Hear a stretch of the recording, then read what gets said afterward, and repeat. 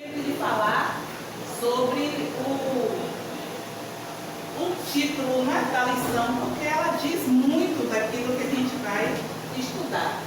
Já foi lido o texto bíblico de Mateus 6, 31 a 34.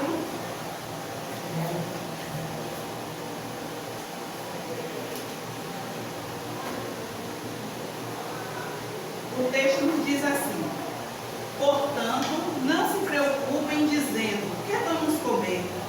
Ou o que vamos beber? Ou o que vamos vestir? Pois os pagãos é quem correm atrás dessas coisas. Mas o Pai Celestial sabe que vocês precisam delas. Busquem, pois, em primeiro lugar o reino de Deus e a sua justiça, e todas essas coisas lhes serão acrescentadas. Portanto, não se preocupem com o amanhã, pois o amanhã trará as suas próprias preocupações. Basta a cada dia o seu próprio mal. Amém. Amém. Bom dia. Bom dia, colegas. Eu briguei com Marta porque a gente ia chegar tarde, viu? Foi. Eu acredito. Viu, Marta? Sim. Esse é o texto da nossa introdução. E já lemos. Aqui, o que é plenitude? Plenitude é algo pleno, completo. Quando a gente diz assim, Glória está plena, é porque ela está completa, linda, bela, formosa, né? A plenitude do reino é o reino completo. É ele na sua, meu irmão, é ele na sua completude. Só que a completude do reino, para o olhar de alguns era de um jeito, e do olhar de Jesus era outro. E é isso que nós vamos ver hoje.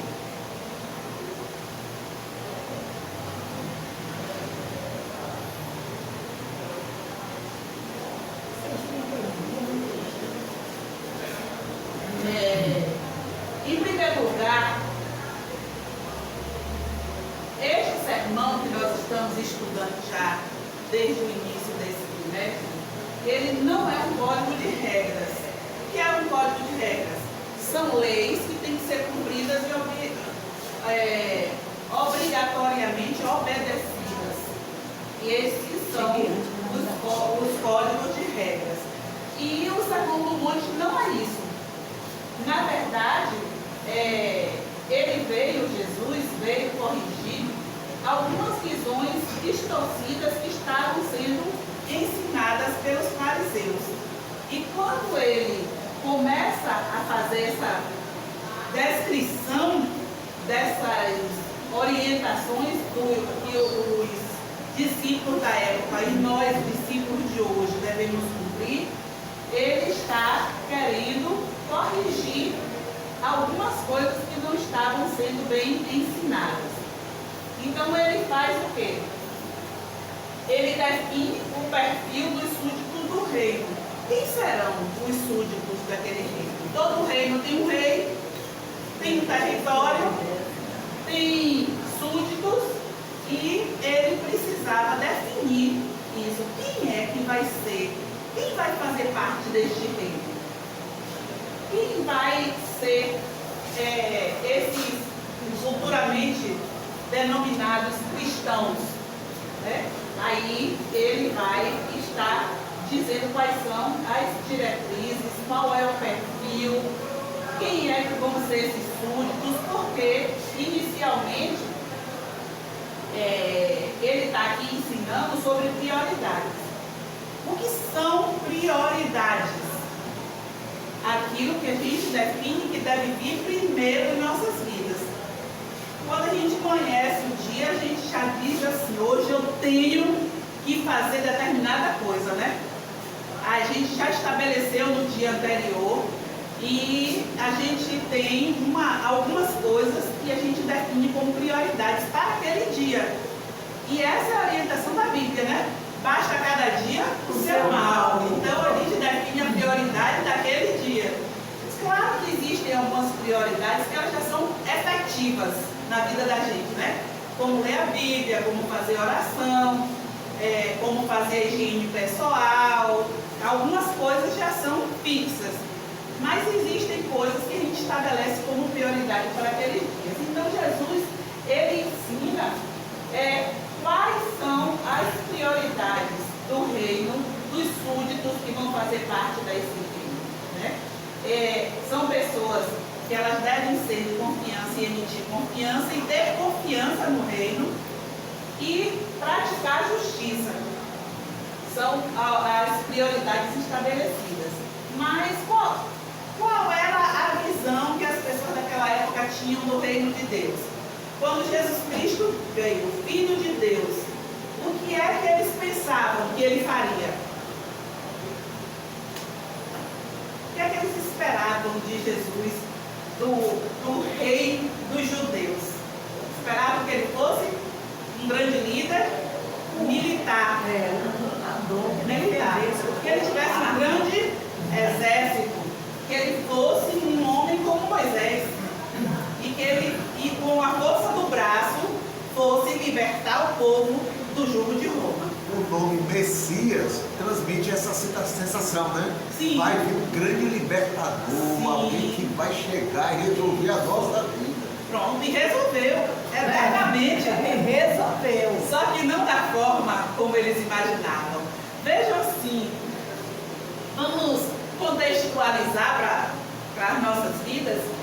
Jesus Cristo resolve as coisas nas nossas vidas, mas às vezes a gente espera que ele resolva de um jeito e ele faz de outro totalmente diferente. Não é? Graças a Deus. E assim a nossa vontade. assim foi naquela época. E qual é o perfil do súdito do reino de Deus? O que é um perfil, gente? É uma foto que a gente tira de lado?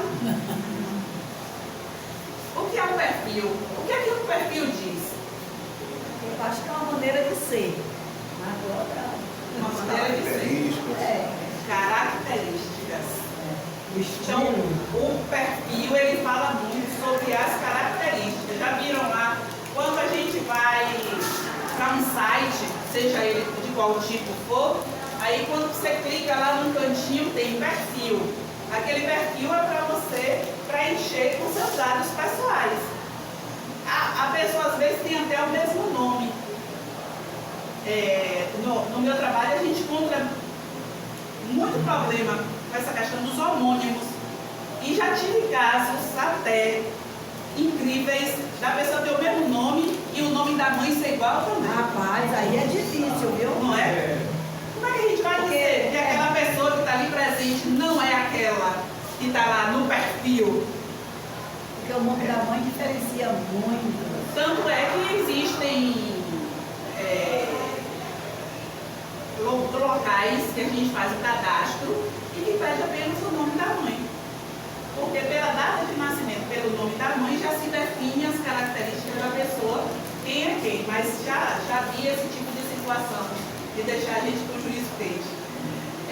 O perfil do súdito do reino de Deus vai mostrar quais são as características de alguém que faz parte desse reino. Primeira coisa desse perfil são as prioridades. Tá? A gente voltando lá para o início. Para o início, sobre prioridades. O súdito do reino de Deus, ele tem valores diferentes dos valores do mundo. Tem vezes que a gente está conversando assim com diversas pessoas e imediatamente acende uma luz na cabeça da gente, você dizer assim, é melhor eu ficar calada nesse ambiente, porque os valores dessas pessoas são diferentes dos meus. E eu não vou conseguir impor os meus valores. Tem coisas, irmãos, que a gente só consegue com o tempo e com estratégias bem definidas. Não é numa primeira conversa, não é no embate que você vai conseguir se impor como cristão. Aí você tem valores diferentes de muitos ambientes onde a gente vive, inclusive do mundo, claro. Porque nós cristãos vivemos numa contramão. Já viram que coisa horrível é dirigir na contramão? É uma coisa perigosa. E em cidade grande? Depois que você entrou ali na contramão, para você voltar para montar um trabalho, quando não acontece um acidente, não é? E nós cristãos vivemos assim, na contramão do mundo, sujeitos a atropelar e a sermos atropelados, porque os nossos valores, eles são distintos. Essa é uma das prioridades do súdito do reino de Deus.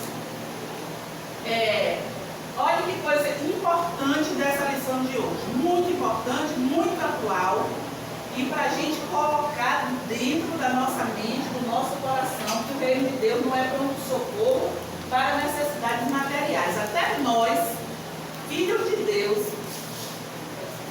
acabamos cometendo esse erro. Já observaram quando a gente vai orar? Quais são os passos de uma oração? Aí você vai dizer, não, eu converso com Deus, eu sou livre para conversar com Deus, para falar com Deus o que eu quiser. Mas existem passos sim para a oração. Os passos estão lá, como Jesus ensinou a orar ao Pai Nosso.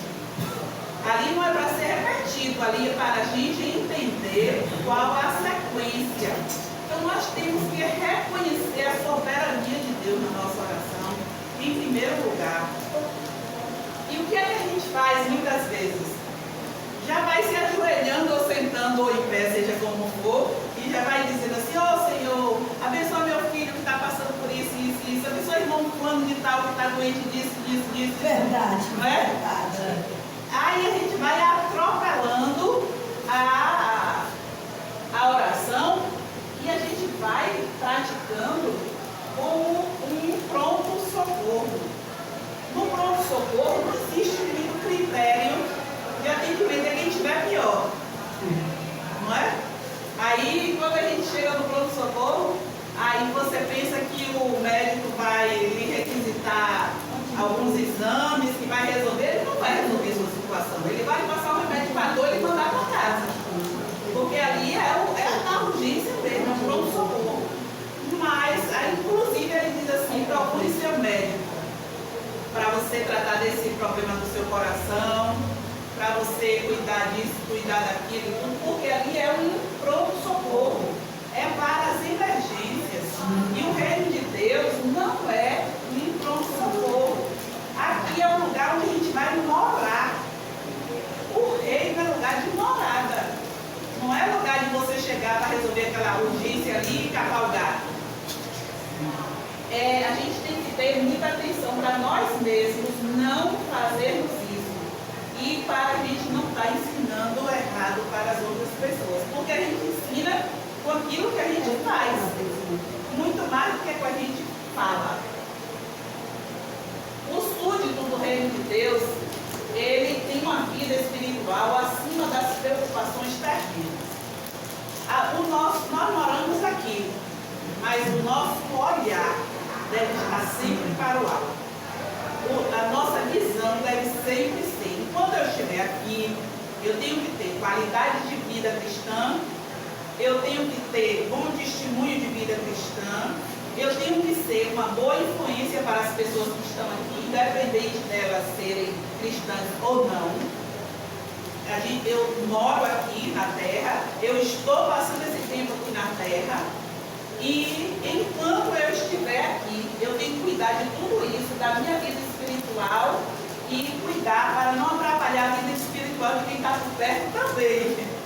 Porque a gente ainda tem que visualizar isso aí, né? Mas a nossa visão, ela não deve estar focada estritamente nesse plano terreno. Porque nós somos seres espirituais passando por uma experiência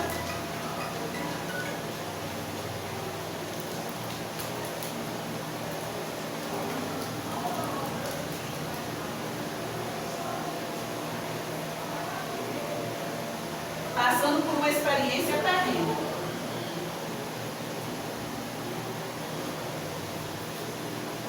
Então, o nosso foco deve ser a vida eterna, deve ser o céu, deve ser os valores da palavra de Deus. Esse é o foco. Oi, mano. A gente entendendo que preocupação tanto é se preocupar com o problema que pode estar nos afligindo, que virá nos afligir, como preocupação é a ansiedade por coisas que eu quero, que eu julgo que eu preciso e que eu ambiciono como ser humano. Então a vida espiritual tem que estar acima disso. E realmente, se a gente for analisar o que o Senhor fala, é essa a nossa maior batalha, para nós entendermos que estamos nessa vida passageira, que nem os problemas e nem as nossas ansiedades por coisas materiais, seja lá o que for, deve estar acima da nossa visão do que é reino de Deus nas nossas vidas. Aqui é tudo passageiro, tanto o problema como aquela grande vitória que eu estou querendo ver. E já observaram que as nossas grandes preocupações, muitas vezes, e graças a Deus, elas não se concretizam? Quando a gente perde o sono de noite e a gente fica ali numa agonia, pensando tanta coisa ruim, né? Por que a gente não pensa em coisa boa, né? Quando a gente perde o sono. E muitas daquelas preocupações, elas não acontecem. É só mesmo para tirar a paz da pessoa, para tirar o foco da vida da pessoa. E então, qual é o perfil do súdito do reino de Deus? Vamos ver a exortação de Jesus. Não vos inquieteis pelo dia de amanhã. Esse texto a gente já leu em Mateus 6, 34. Eu acho que ele não está aí não, mas a gente já leu ele, né? Não vos inquieteis pelo dia de amanhã, não está, como o professor disse, né? Nessa ansiedade pelo que vai acontecer, pelo que eu vou adquirir, pelo que eu vou fazer. Aí a gente fica o tempo todo assim, nessa inquietação. E Jesus está dizendo, não vos inquieteis. Já viu uma criança inquieta? Já. Hoje em dia. E o adulto inquieto? É pior, é bem pior. Porque a criança a gente tem autoridade sobre ela e o adulto não. Então é bem pior. E estar inquieto pelo dia de amanhã, irmãos, é algo que a gente vai estar somente se prejudicando, porque o dia de amanhã não está em nossas mãos. A gente não tem poder sobre ele. E muitas vezes a gente fica tão quieto e por uma coisa que a gente não vai poder resolver. E Jesus diz para não nos inquietar. Mas não estar inquieto significa que eu vou ficar de braço cruzado e não vou planejar? Não. O cristão tem que ser uma pessoa organizada e a sua vida deve ser planejada. Se eu vou para a escola bíblica amanhã, eu faço meu almoço antes, eu limpo minha casa antes, eu escolho a roupa que eu vou usar antes, eu planejo o futuro da minha família, eu planejo o futuro da minha casa, para os meus filhos, precisa ser planejado. E aquele planejamento a gente faz como? Orando, pedindo sabedoria a Deus, pedindo a orientação dele e dando o passo a passo daquela execução do planejamento. E à medida que a gente vai colocando em prática o planejamento, a gente vai vendo se Deus está aprovando, se não está, qual a direção. Às vezes a gente planejou tudo aqui, aí Deus vem e caminha tudo diferente, mas você planejou. O importante é planejar. Se Deus vai fazer diferente, é soberania dele, é plano dele, é bondade dele, é misericórdia dele, é do poder dele, mas a gente precisa planejar. Planejar, irmãos, não significa estar ansioso e nem inquieto. Planejar é organização. Ansiedade, ela significa falta de fé. Por quê? A fé é o firme fundamento das coisas que se esperam. É aquilo que a gente não vê. Qual é a diferença de estar ansioso pelo dia de amanhã e de ter fé? É porque a fé, a gente tem a confiança de que Deus Deus vai estar no dia de amanhã. Assim como Ele está no dia de hoje, Ele estará conosco todos os dias até a consumação dos séculos. Falta de fé é não crer que Deus está conosco, que Ele vai fazer tudo segundo o seu plano. E ansiedade é você acreditar que você vai resolver tudo na força do seu braço. Aí você diz, mas meu braço está tão fraco, eu não vou conseguir fazer isso, eu não vou conseguir. Mas não somos nós, é o Senhor que fará em nós e através de nós. Quando a gente busca, quando a gente planeja, quando a gente coloca diante de Deus, tudo vai acontecer conforme aquilo que Ele planejou para nossas vidas e segundo a fé que Ele mesmo já colocou em nossos corações. E Jesus Cristo, Ele é suficiente para nós, tanto para nos ajudar a planejar, como para nos ajudar a executar o planejamento, crendo que Ele está presente. E eu gosto muito do livro de Filipenses, e esse texto de 4, de 11 a 13, fala muito sobre essa questão. O irmão lê, por favor. Não estou dizendo isso porque esteja necessitado, pois aprendi a adaptar-me a toda e qualquer circunstância. Sei o que é passar necessidade e sei o que é ter fartura. Aprendi o segredo de viver contente em toda e qualquer situação.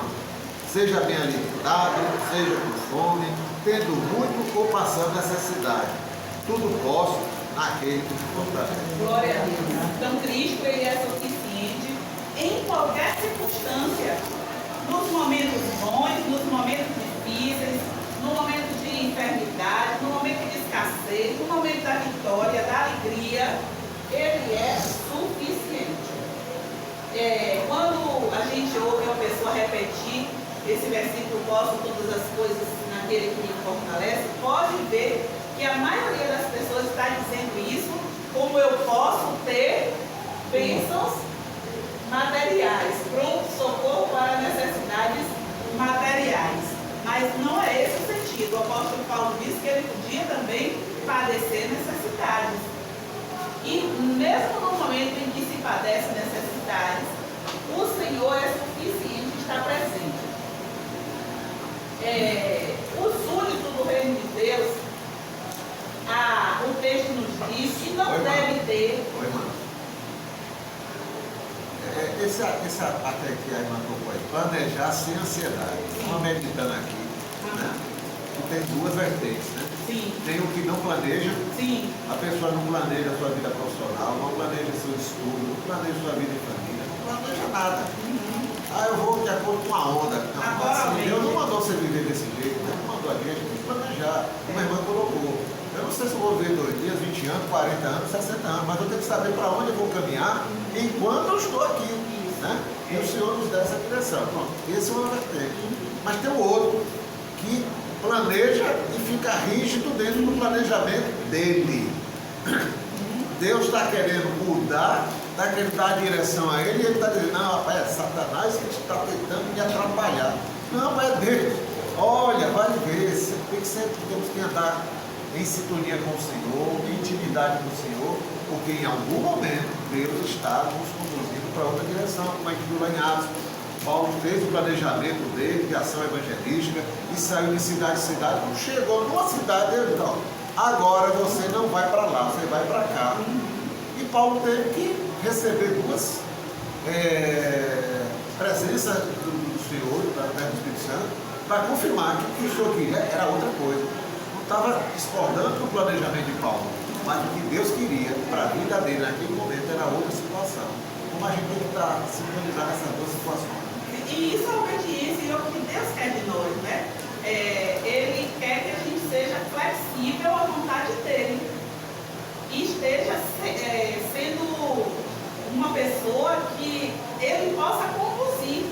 Porque enquanto a gente estiver aqui nesse mundo, nós vivemos para a glória de Deus. Nós fomos chamados para a glória de Deus. E Ele faz tudo para a glória dele. Ele não quer que a gente faça as coisas por nossa vaidade. Muitas vezes aquilo que nós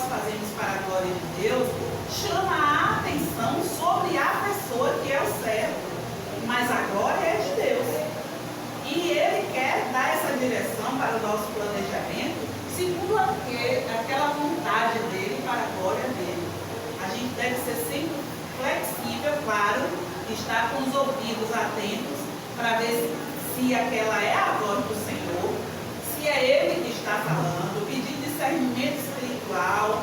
Se tiver com dúvida, peça provas para o Senhor, porque Ele dá, né, esse discernimento e Ele vai orientar. Ele diz que nós não devemos estar inquietos como os ímpios. Por que o ímpio, né? Eu estava vindo ali pensando, que privilégio é a pessoa nascer num lar cristão. Ela, desde os primeiros tempos de vida, ela já tem valores do reino de Deus na sua mente, ela já tem conhecimento de quem é Jesus, de o que é que Jesus pode fazer na sua vida e através da sua vida. É um privilégio, porque a gente vê que tem pessoas que passam a vida inteira sem conhecer a esse Deus, sem ter essa companhia tão maravilhosa do Espírito Santo. É uma coisa imensurável ter o Espírito Santo morando em nós, porque a gente nunca está só.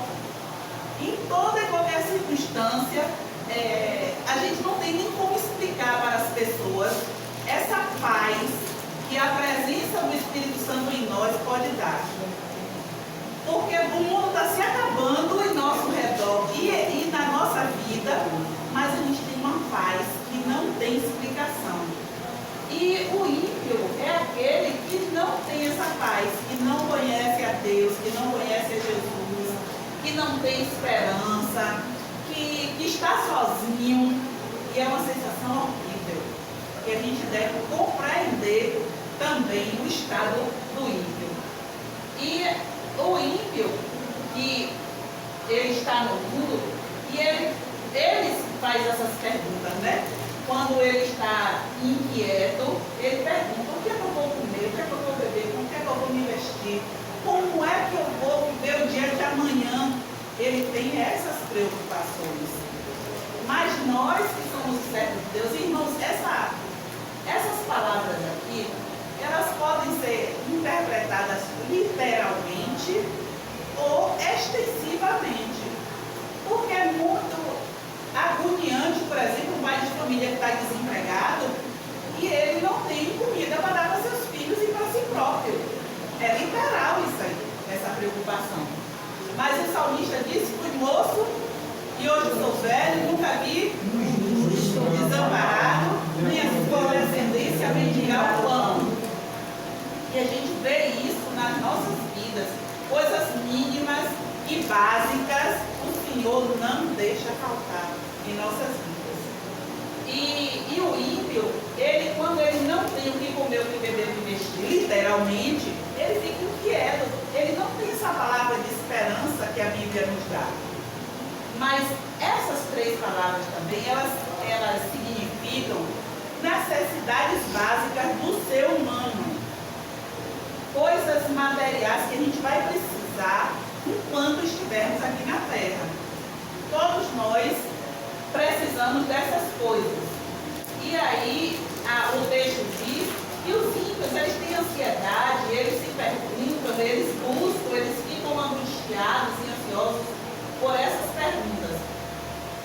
E os gentios é que buscam essas coisas, quer dizer, todos nós buscamos, mas ele quis dizer que ficam ansiosos por essas coisas. Mateus 6,32, que também é um texto que a gente já leu. Mas quem busca o reino de Deus,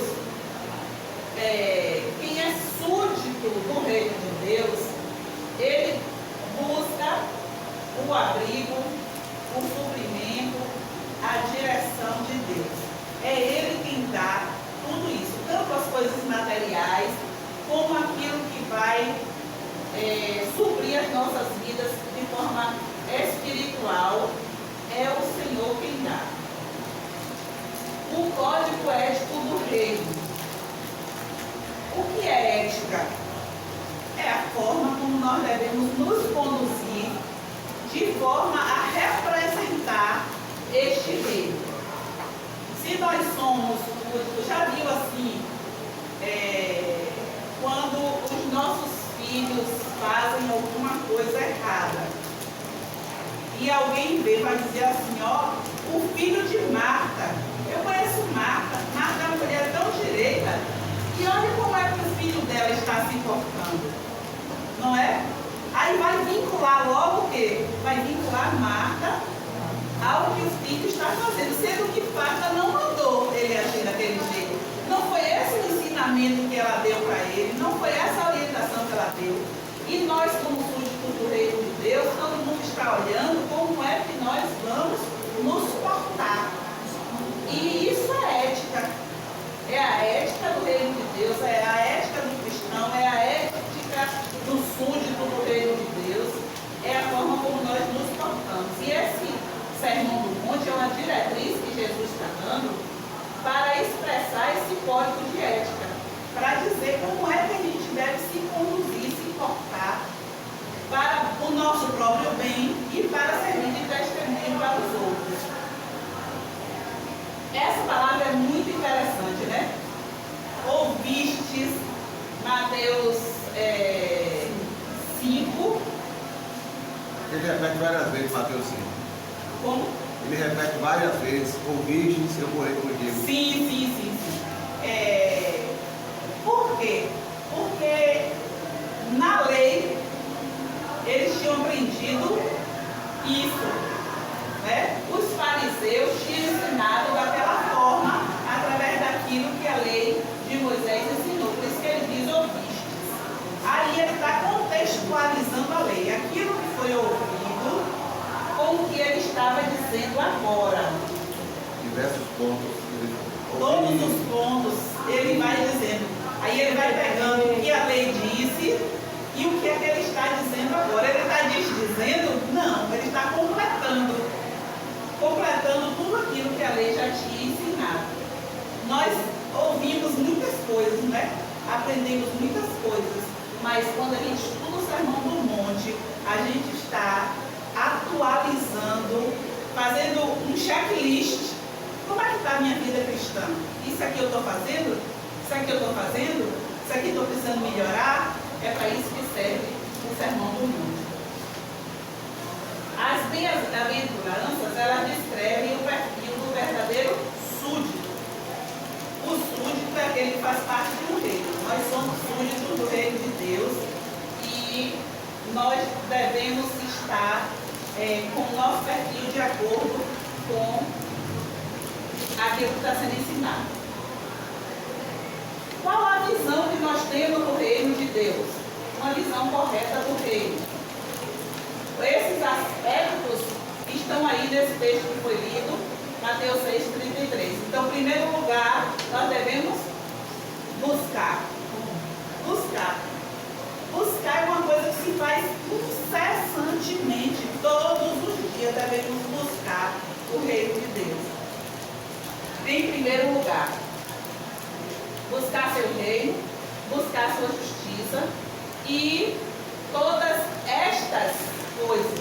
Quais são estas coisas? Ele diz assim que o ímpio se preocupa com o que vai comer, com o que vai beber, com o que vai vestir, e nós não devemos ser como os ímpios.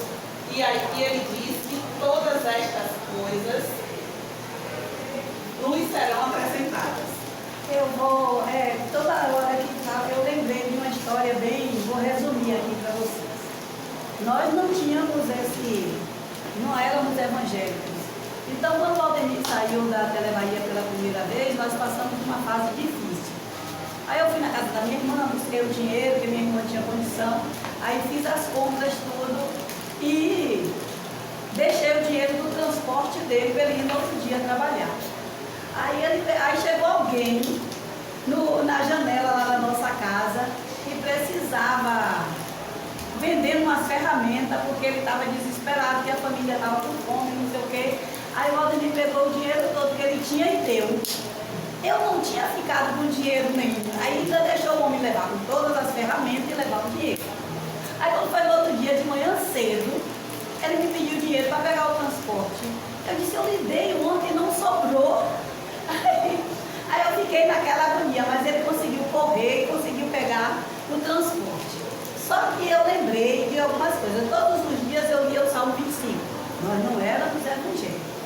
Mas eu todo dia abria, a senhora perguntava a ele tudo que eu queria saber. E via o salmo todo. E Valdemir tinha lido Olhai os Lírios do Campo. A gente sempre meditava que ele tinha lido esse livro. E era o Sermão do Monte. Então nós vivíamos sempre na dependência do Senhor. E eu lembro que quando ele chegou lá, e um amigo dele que devia o dinheiro a ele, deu o dinheiro a ele, ele ficou com o dinheiro para pegar o transporte a semana toda e a gente não esperava. Então, Deus provê as coisas, mesmo aqueles que ele espera que um dia reconheçam ele, ou que esperam nele, que confiem nele, ele supre. Independente da gente estar no mundo ou não. Então isso foi uma bênção e agora eu lembrei dessa história quando eu vim falar sobre o Sermão do Monte. Foi uma bênção na minha vida. É bem assim. Então todas essas coisas, né, materiais que a gente precisa para a nossa sobrevivência e da nossa família, o Senhor supre. Né? Aqui não está dizendo, viu, irmãos, que são todas as coisas deste mundo que o Senhor vai nos acrescentar, não. Ele está falando aqui sobre essas bênçãos das nossas necessidades imediatas e básicas. O que é o reino de Deus? Qual era a visão dos fariseus do reino de Deus? Ele via um reino político-militar, achava que Jesus Cristo ia vir como um grande guerreiro para libertar o povo judeu que estava oprimido lá em Roma e iria restaurar o trono de Davi. Essa era a visão do reino de Deus. Mas Jesus Cristo, ele tinha uma outra visão para aquilo que ele ia nos ensinar durante o tempo que ele estivesse aqui. Ele ia nos ensinar acerca do reino espiritual. João 18, 36 e 37. Disse, pois, Pilatos, logo tu és rei? Jesus respondeu, tu dizes que eu sou rei. Eu para isso nasci, para isso vim ao mundo, a fim de dar testemunho da verdade. Todo aquele que é verdade ouve a minha voz. Então, o reino espiritual é o reino que Jesus veio trazer para nós, e não o reino militar, não o reino político. Qual é a visão de Jesus? É conquistar o mundo pela verdade. E ele é a verdade. Né? Eu sou o caminho, a verdade e a vida, e ninguém vem ao Pai senão por mim. Libertação do pecado, João 8, 32. E conhecerei a verdade, e a verdade vos libertará. Então a verdade que é Jesus é a única verdade que pode libertar o homem do pecado. Essa era a visão de Jesus para trazer para o mundo este reino. E qual foi o propósito da vida de Jesus? Salvar pecadores, 1 Timóteo 1,15. Esta é a palavra fiel e digna de toda aceitação, que Cristo Jesus veio ao mundo para salvar os pecadores, dos quais eu sou o principal. Esse foi o propósito da vida de Jesus. Ele veio estabelecer um reino espiritual. Ele veio trazer para os homens a possibilidade de viver com qualidade neste reino, aqui no mundo e também na vida eterna. O reino de Deus, ele é estabelecido a partir do momento que nós nos arrependemos dos nossos pecados. O que é se arrepender? É mudar de direção, é mudar de comportamento, é mudar de vida, é mudar a prática que a pessoa tinha antes de conhecer Jesus. Isso é arrependimento. Não é remorso. Remorso é aquela pessoa que chora, que se maldiz, que se lamenta e no outro dia ela faz tudo de novo. Arrependimento é mudança de comportamento. E foi para isso que Jesus veio ao mundo, para chamar pecadores ao arrependimento, à mudança de vida. Mateus 4,17. Desde então começou Jesus a pregar e a dizer: arrependei-vos, porque está próximo o reino dos céus. Glória a Deus. E Marcos 1,15. E dizendo: o tempo está cumprido e o reino de Deus está próximo. Arrependei-vos e crede no Evangelho. Aleluia. Glória a Deus que nós aqui estamos arrependidos dos nossos pecados, né? e fazendo parte de um reino espiritual que transforma vidas. Transformou a nossa e vai transformar vidas através do nosso testemunho e da palavra de Deus pregada por nós. O reino de Deus como prioridade maior é ter a justiça como prioridade, amar a Deus, amar o próximo e agir com justiça. Esses são os valores que nós devemos ter na nossa vida de cristão que faz parte de um reino. Essa questão aqui de vender os bens e dar esmolas, irmãos, é uma forma de externar que nós nos arrependemos, que nós fazemos parte de um reino diferente, que nós amamos o nosso próximo, que o amor de Deus está em nosso coração, que nós estamos agindo com justiça. Então nós vamos pegar os bens materiais e ajudar aqueles que não têm como uma forma de expressão do amor de Deus. Lucas 12:33. Vendei o que tendes e dai esmolas. Fazei para vós bolsas que não se envelhecem, tesouro nos céus que nunca acaba, aonde não chega ladrão e a traça não morre. Glória a Deus. Isso não significa que a gente vai ficar passando necessidade, dando tudo para os outros, não, irmãos. Tudo com muita sabedoria. É importante a gente enfatizar essa questão da esmola, porque dentro da nossa cultura brasileira, esmola hoje tem um sentido negativo, né? É aquilo que sobrou no meu bolso, é aquelas moedinhas, é um pão que eu dou em alguém que passa na minha porta. Mas a esmola que a Bíblia está falando, que está lá baseado lá na lei de Moisés, não é essa esmola brasileira que a gente conhece. O brasileiro que é o que a gente conhece, né? De perto. A lei previa que você, eu, o judeu, eu tinha que repartir parte do meu bem com aquele meu irmão judeu que está necessitado. Aquilo também era cumprir a lei do Senhor. Então a esmola tinha um sentido maior, era cumprir a lei, era cumprir aquilo que Deus esperava de mim, para eu ajudar o meu irmão judeu que está necessitado. E podia chegar ao ponto de eu ter que vender meu bem para ajudá-lo. Né? Era perdão de dívida, era libertação de escravo. Então havia uma série de coisas que se chamava esmola nesse sentido. Era uma ajuda mesmo àquele verdadeiramente necessitado. Muito bom, professor. E o que é dar esmolas, nesse caso, e em nosso caso? É generosidade ativa. É nós estarmos praticando uma coisa que é orientação da lei, é orientação de Jesus, e a gente deve praticar, que é ser generoso, é poder contribuir com aquilo que o outro não tem. E assim, praticando, nós vamos estar juntando tesouros no céu. Mateus 6, 20 e 21.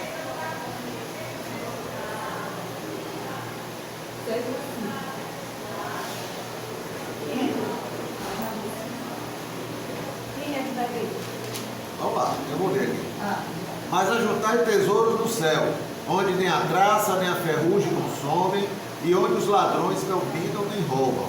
Porque onde estiver o vosso tesouro, aí estará também o vosso coração. Exatamente. Só os regenerados podem praticar a verdadeira justiça, é verdade, né? Porque as pessoas às vezes praticam caridade para ser vistos. Nós já estudamos isso também, né? Para serem vistos. Mas os regenerados, os arrependidos, eles praticam a generosidade porque o amor de Deus foi derramado em nossos corações.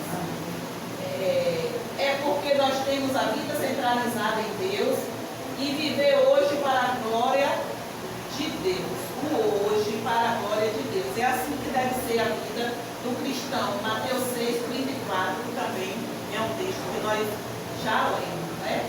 Viver hoje para a glória de Deus. E concluindo, nós estamos vivendo no mundo atual um relativismo ético. O que é isso?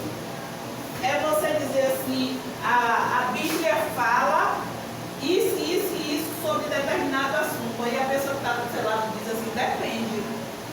Depende do ponto de vista. Eu não acho que é assim. Isso é relativismo e a gente tem que ter cuidado para que dentro da nossa igreja, igreja no sentido lato, nós não estejamos sendo relativistas, porque a Bíblia ela é a verdade, ela é a expressão da verdade. Nós fazemos parte de um reino onde a verdade, que é Jesus, é soberana. Não pode haver relativismo nos nossos valores. A Bíblia falou e pronto, está falado. Que a gente goste, que não goste, que ache que está certo ou que não está, é aquela verdade. E nós estamos vendo isso, que esse relativismo ético, ele diz que você tem que ser feliz, ele diz que o que importa é o que está agradar ao seu coração. Isso é relativismo, onde o homem é o centro, mas a verdade que é Jesus, ele é o centro e a verdade que é a bondade dele deve ser praticada por nós. Nesse mundo atual de relativismo ético, nós estamos vendo que o materialismo ele está aumentando a depressão e o suicídio. Por quê? As pessoas se baseiam sempre no ter, na aparência. A gente tinha uma aparência quando a gente tinha 18 anos de idade, quando a gente está com 60 anos de idade, a gente tem outra aparência. E tem pessoas que se desesperam com isso, gente. O que é que significam as rugas, os cabelos brancos? Significa que a gente está perto da morte física, isso é uma realidade. Não tem como fugir disso. E nós devemos nos preparar. Nós que somos cristãos, a gente tem que ter essa visão de que a gente não faz parte do reino da terra. A gente vai morar no céu, esse corpo vai ficar aqui. Mas dentro de nós tem algo que é eterno e que independe da aparência. Os nossos valores têm que estar muito além da aparência. Eu estava comentando ontem à noite com uma amiga que agora está na moda fazer harmonização facial. Alguém aqui já viu uma pessoa que você não via há algum tempo e que fez harmonização facial? Alguém teve essa experiência aqui? Aí quando você vê, você até se assusta. É verdade. Você se assusta. Eu tenho uma colega de trabalho, como eu sou plantonista, eu acabo não vendo muito as pessoas que estão no administrativo, levei um tempo sem ver. Quando eu a vi, eu tomei um susto. E eu tive que me controlar para não demonstrar. Ficou melhor ou pior? Pior. Pior, fica pior. Uma mulher muito bonita, bonita de corpo, bonita de rosto. Eu brincava muito com ela, uma mulher muito bonita. Quando eu vi, ela estava deformada. Fica muito esticado. Tem outras duas também que eu também não vi há muito tempo. Quando eu vi, eu disse, meu Deus, uma mulher bonita. E se ela envelhecesse naturalmente, ia ficar uma mulher idosa bonita. Tem pessoas que ficam até mais bonitas quando estão idosas do que quando são mais jovens, né? Né, Paulo? Era feio, porque olha grande. Você já viram a foto de Paulo com 18 anos, gente? Ah, gente. Vocês precisam ver. Paulo é lindo.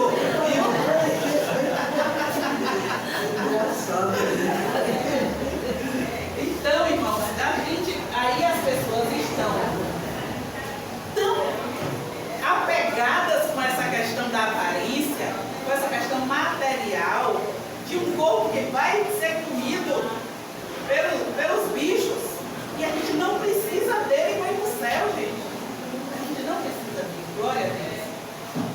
O que é que está acontecendo? Depressão e suicídio. Até as meninas, aí eu fiquei pensando assim, no ritual dos 15 anos, né?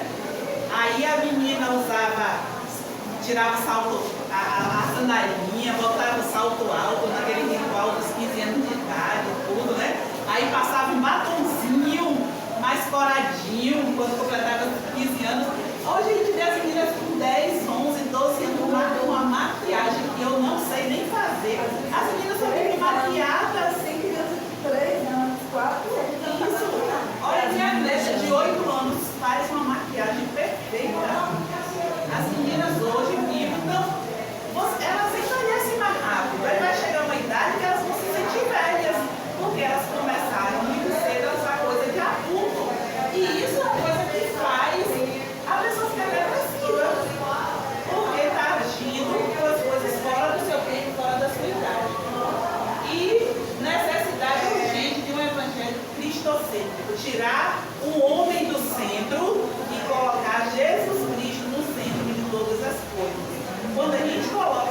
Cristo no centro, irmãos, nossos valores mudam, porque são os valores do reino de Deus.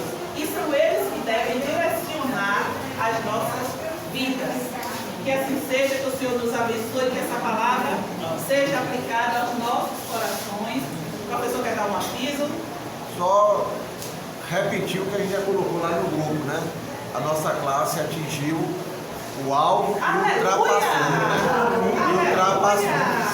Dentro do nosso controle aqui, Sim. dentro do nosso controle, ou seja, aquilo que chegou até a mim, Certo. e eu pude anotar, deu 2.980. Glória a Mas Deus. eu creio que tem mais uns 500, 600 reais que Sim. não passaram por aqui. Certo. Então nós alcançamos e ultrapassamos Sim. bem o nosso Glória a alvo. Deus. Muito bom. Vou pedir a Ana que esteja orando nesse momento, encerrando esse momento, agradecendo a Deus pela campanha de missões nacionais, pelo nosso alvo ter sido ultrapassado e colocando diante do Senhor essa classe e os professores. Apresentar a irmã Bernadette, né? Desde ontem que eu estou pensando nela, porque ela é uma pessoa muito ativa, trabalha muito e está com a mãe doente e não é fácil enfrentar doença na família, né? Não é fácil. Que a gente esteja orando pela professora Bernadette também. Vamos ficar de pé. Poderoso Deus, santo, santo é o Senhor, Deus do universo. Ó Senhor Jesus, Tu és o nosso Senhor e o nosso Salvador. Por isso, nesse instante, diante de Ti, ó Pai, colocamos nossas vidas no Teu altar, para que o Senhor nos modele segundo o Teu querer e a Tua vontade, e que venhamos a fazer, Senhor, aquilo que nos prepare para o reino eterno. Amém. Senhor Jesus, nós temos, Senhor, a Te agradecer por todas as coisas que o Senhor tem feito nesta classe e fora desta classe, porque nós somos a classe fora daqui da igreja. Amém. Então, Senhor, muito obrigada por termos alcançado algo. E que as nossas mãos estejam sempre abertas, Senhor, para doar, porque é melhor dar do que receber. E o Senhor tem nos preparado para isso. Então, nos ajuda, Senhor, a ser mais doadores e orarmos pelos missionários. Amém. Porque o Senhor sabe que a luta lá fora é grande, mas é o Senhor que sustenta através das nossas orações e do nosso compromisso. Amém. Pai Santo, Pai amado, ser por nossa irmã Felicidade, Senhor. Sim, Senhor. É filha, Senhor, do nosso coração. Nos ajuda, Senhor, a orar pela vida dela. Amém. Nós conhecemos a sua filha, Senhor. Nós conhecemos Pingo. Sim. E sabemos que Pingo, Senhor, está com o coração apertado. Oh, Deus. Então que possamos estar orando por ela também, Amém. Senhor, para que ela cuide de sua mãe com muito amor e com muita dedicação. Amém, Senhor. Dá a ela o tempo que ela necessitar e que for necessário, para que a saúde e felicidade seja restabelecida. Em nome de Jesus. Se assim o Senhor quiser, Sim, meu porque Pai. nós não sabemos o que o Senhor espera e o que o Senhor fará. Mas nós sabemos e temos que pedir, porque quem pede recebe, e aquele que bate se abre. Amém. Seremos nós, Senhor, no teu altar entregando essas vidas. Obrigado pelo mundo, Senhor, que iremos ter. E obrigado pelo dia de amanhã, porque o Senhor sabe que o dia de amanhã pertence ao Senhor. É verdade. Mas nós temos que planejar e esperar que o Senhor nos ajude a fazer o que planejamos. Obrigado por esse dia, obrigado como é bom, Senhor, chegar aqui e receber a explicação dos nossos professores. Cuida de cada um deles, para que no próximo ano, Senhor, a gente possa estar firme nessa classe, aprendendo cada vez mais de Ti e sabendo que é o Senhor que move os nossos corações e que faz com que venhamos, Senhor, a cumprir o Teu querer e o Teu efetuar. Amém. Obrigado por tudo, te louvo e te agradeço em nome de Jesus.